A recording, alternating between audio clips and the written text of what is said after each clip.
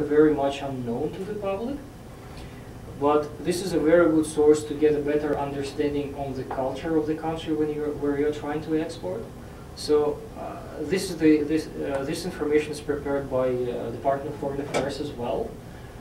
You pick the country, and you get the cultural tips, negotiation tips, some perception tips. So very valuable information especially if you are preparing to negotiation, or especially if you wanted to understand the cultural aspects or decision-making aspects or any negotiation process. In some countries, it's important if you are a man or a woman to negotiate. I mean, so in some countries, if you are a woman, nobody will negotiate with you. That's just a fact. It's not something that is acceptable here in Canada, but the world is not perfect. So you want to make sure that you are prepared to these scenarios. And this website is very good information, a very good source of this information on the cultural aspects. Census Database is here, although it points to the American Census Bureau. They have collected census reports for most of the countries, and they were kind enough to translate this information to English language, which makes your life easier and the understanding of the consumer markets. This is a directory of free trade agreements, and you will see all countries that sign these agreements with Canada. On the next page, the information about export controls. CFIA, as I said, is your number one resource for this information. Their website is broken down by several categories of food. For each of these categories, there are different controls in place. So please make sure that you classify your product correctly. We have honey products here. We have dairy products, right? I'm trying to find. Yeah, processed fruit and vegetables. That's your case. Processed food and vegetables. Do we have anyone from animal or meat processing? No. Yes, no, maybe later. Okay, that's fine. So you go to the directory that is applicable to you, and you will find you'll find export controls. In many cases, you will also find import controls, the controls that are applied to other countries, or at least some references where you can get more information. Some products, like those four, they are subject to additional controls, but I don't think anyone is here with this product. No? Okay, that's fine. Now, if you are in grains trading, the Grain Commission is the other source of information for you. First of all, there is information about licensing, and there are tools that will help you determine whether you need to be licensed or not. And some tips and information on the export paperwork as well. That is specific for grains.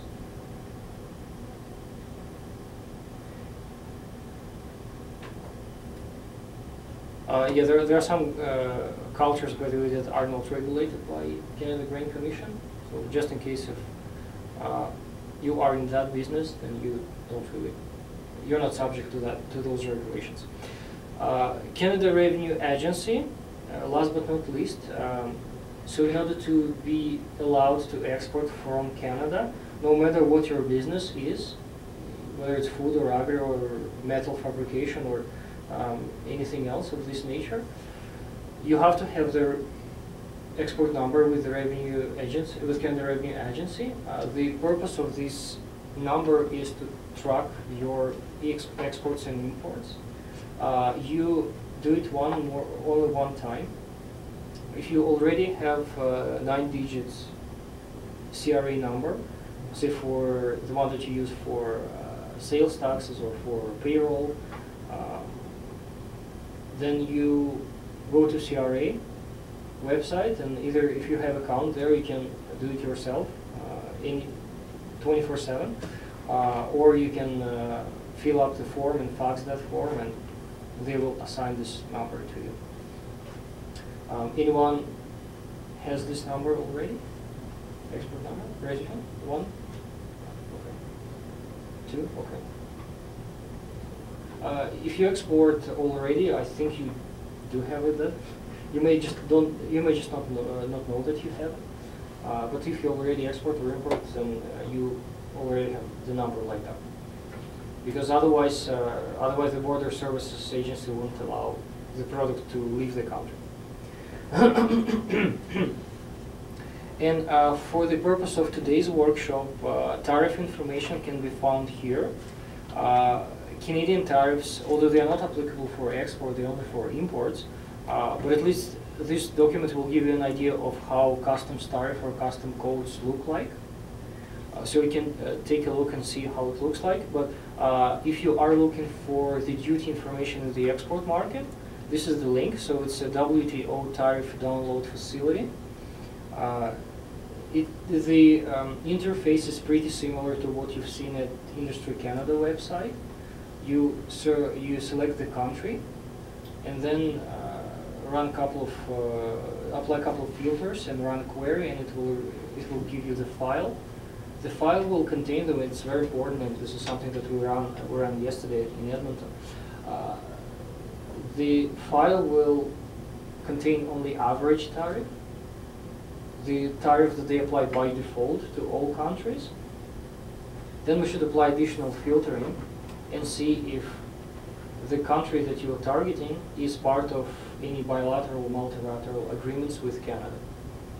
Because if this is the case, then this duty will be eliminated. It's just that WTO wouldn't have this information because WTO database is not customized. They just mandate the WTO members and non-members to report on their tariffs, but every time, let's say every time there is a case when the product is imported from one country to the other, depending on the agreements, there may or may not be the additional duty. The duty may or may not apply. That's why I brought the example of Canada customs tariff. Just if you open that and if you look how it looks like, if you see how it looks like, the first column is the product code, and we get to product codes tomorrow in more detail. Right now we don't need to bother about it. There's a product code, there's a product description, and then there are several columns that represent tariffs.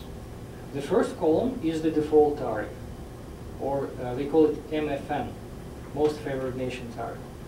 The other columns represent tariffs for different countries of origin. Say if, because Canada is a member of NAFTA, there is a NAFTA tariff. And NAFTA tariff is typically 0%. And there are other columns that represent tariffs with other countries that Canada signed the agreement with. And they may be 0, they may be just less than default tariff, but again, here you can only find the default tariff. This is just something I wanted to bring up right now. Okay? Any questions on the sources or how you do the research or workbook?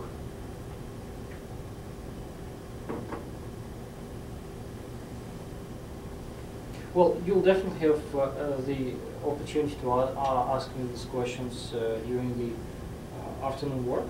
So again, to remind, everyone will work individually for about an hour and a half.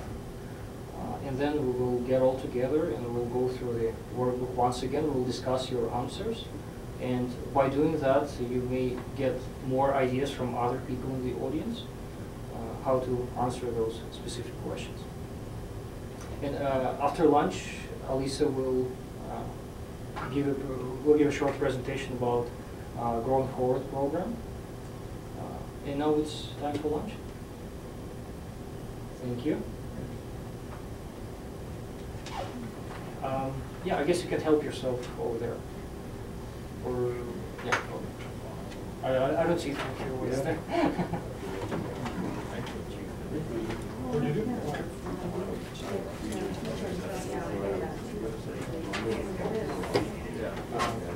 use this opportunity to network, by the way.